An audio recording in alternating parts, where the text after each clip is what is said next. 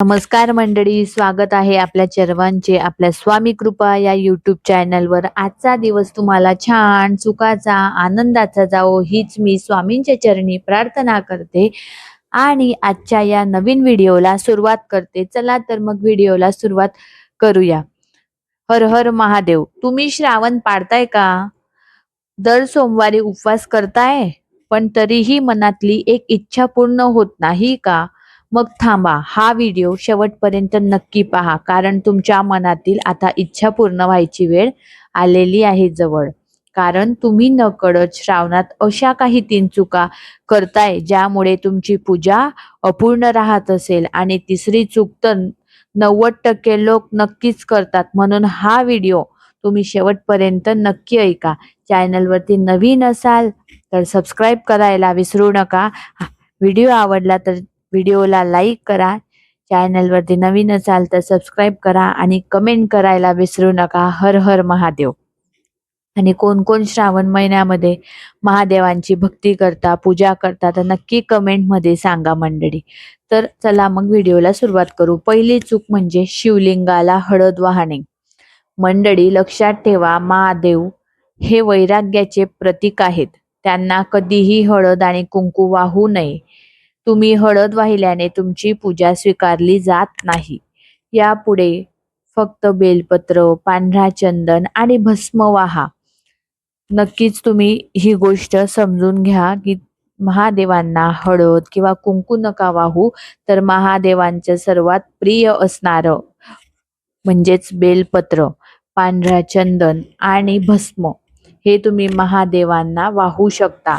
त्यानंतर आता आपण बघणार आहोत महादेवांना दुसरी चूक ही करू नका, शंखाने पाणी वाहणे।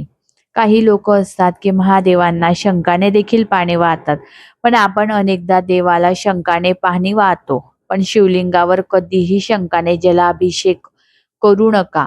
महादेवांनी शंखचूड नावाच्या राक्षसाचा वध केला होता, त्यामुळे महादेवांना शंखवर्ज्य आहे। नेहमी तांब्याच्याच लोटीनेच पाणी वाहा। नव्हे आपल्याकडे जर तांब्याचं भांड असेल किंवा तांब्या असेल तर त्याने तुम्ही महादेवांना काय करायचं आहे, पाणी व्हायचं आहे। आणि तिसरी आणि सगळ्यात मोठी चूक म्हणजे काय माहिती का तुम्हाला मंडळी?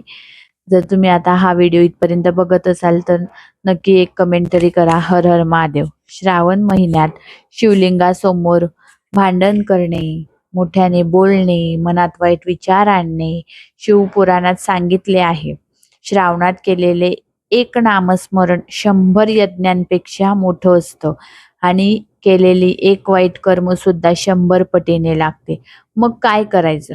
रोज संध्याकाळी छान दिवा लावायचा, सकाळ संध्याकाळ दिवा लावा। महादेवांसमोर बसून फक्त 11 वेळा ओम नमः शिवाय, श्री शिवाय नमस्तुभ्यम जो काही मंत्र असेल तो म्हणा। तुम्हाला टाइम असेल तर 108 वेळा नामजप करा। तुमचं दारिद्र्य दुःख दहनाय नमः हा मंत्र तुमच्या घरातला दारिद्र्य दुःख असेल किंवा तुमचं टेन्शन असेल तर पूर्ण जाळून टाकेल, पूर्ण दुःख दूर चाललं जाईल। तर ते नक्की करा। आणि एक विनंती आहे तुम्हाला, जर तुम्हाला हा व्हिडिओ आवडला असेल, चॅनलवर तुम्ही नवीन असाल तर सबस्क्राईब करायला विसरू नका।